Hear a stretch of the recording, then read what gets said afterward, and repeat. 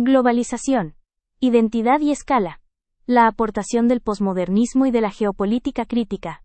Joan Noguer Font y Joan Vicente Ruffi.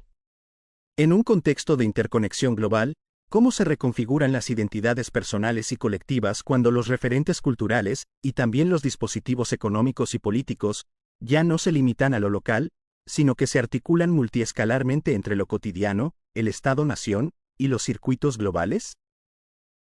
Responder a esta pregunta implica ir más allá de los flujos visibles y atender a los entramados que articulan lo cercano con lo distante, a las formas en que el poder se ejerce en distintos niveles y a cómo esos vínculos generan pertenencias.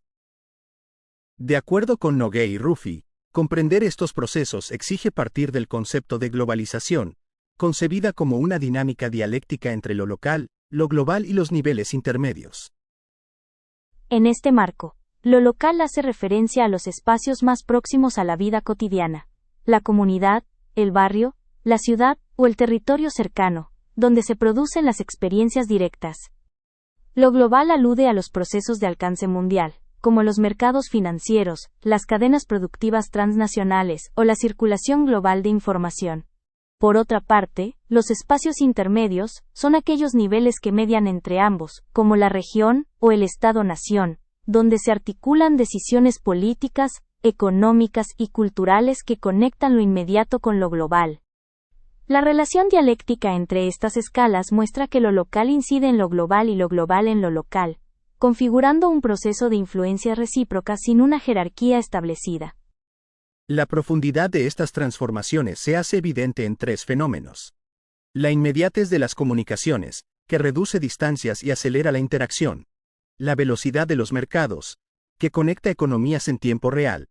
Y lo que los autores llaman la compresión del mundo, entendida como la percepción de que las distancias se reducen simbólicamente.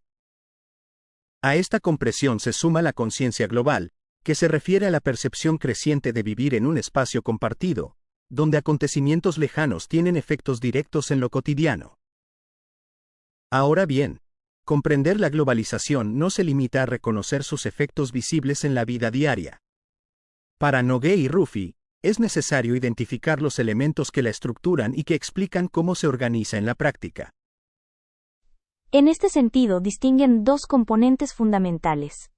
La internacionalización, que consiste en la interrelación de economías y políticas nacionales a través del comercio internacional, donde los estados continúan siendo protagonistas. Y la transnacionalización, que implica la organización de la producción de manera transfronteriza, con procesos productivos fragmentados en distintos países.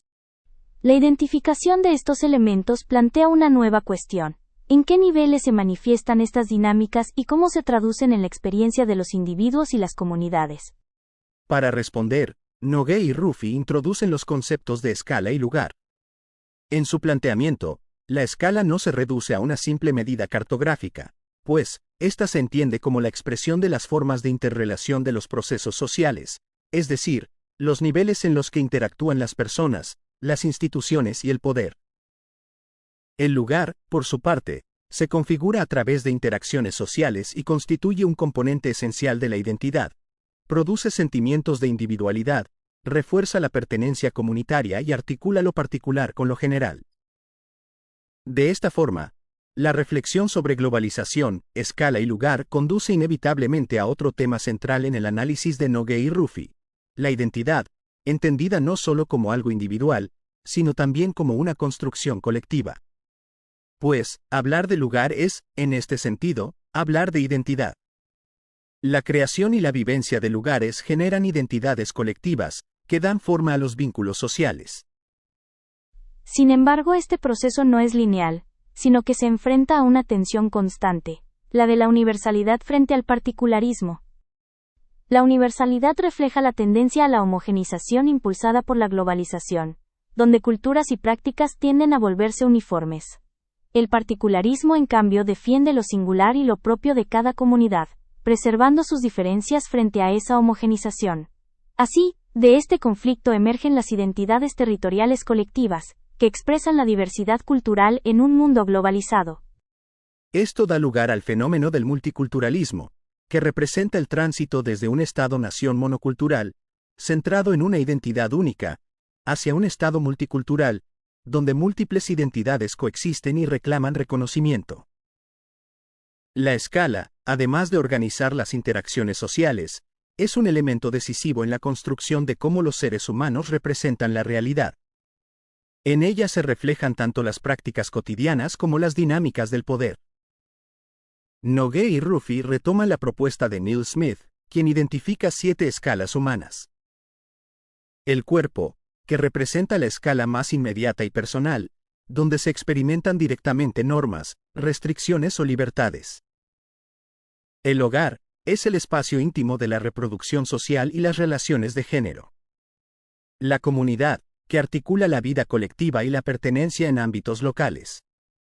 La ciudad, donde convergen políticas urbanas, servicios y economías de mayor alcance. La región, que conecta territorios locales con dinámicas culturales y económicas amplias. El Estado-nación, tradicionalmente el nivel central de poder político y soberanía. Y las fronteras de lo global, donde operan instituciones, mercados y corporaciones transnacionales que trascienden los marcos nacionales. Esta clasificación muestra que el poder no se concentra en un único nivel, sino que se distribuye de forma multiescalar, interactuando desde lo más íntimo hasta lo global. Comprender la escala y sus implicaciones abre la necesidad de un marco teórico que permita analizar críticamente estas transformaciones y superar las visiones simplificadas.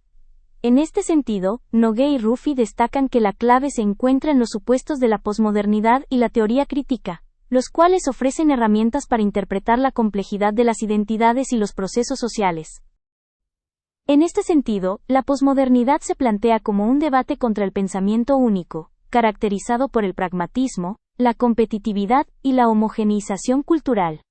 Frente a ello, el posmodernismo ofrece una explicación teórica y práctica de la reestructuración contemporánea de la espacialidad capitalista.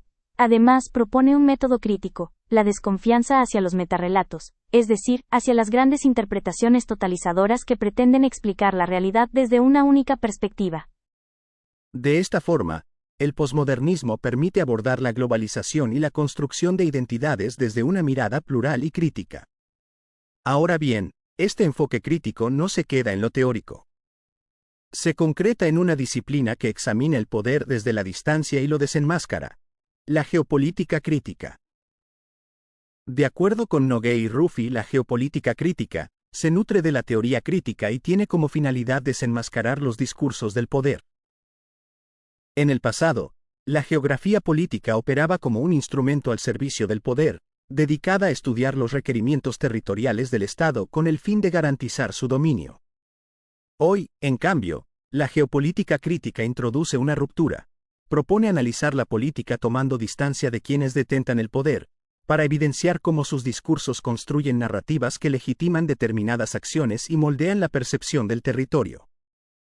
Mirar la globalización, las escalas y la identidad desde la posmodernidad y la geopolítica crítica no solo amplía la mirada, también permite advertir la complejidad de los procesos y de los discursos que los sostienen. En este sentido, reconocer cómo se configuran las percepciones y cómo se disputan las pertenencias no marca un cierre, sino que abre la posibilidad de seguir explorando los matices de aquello que parece evidente en lo cotidiano.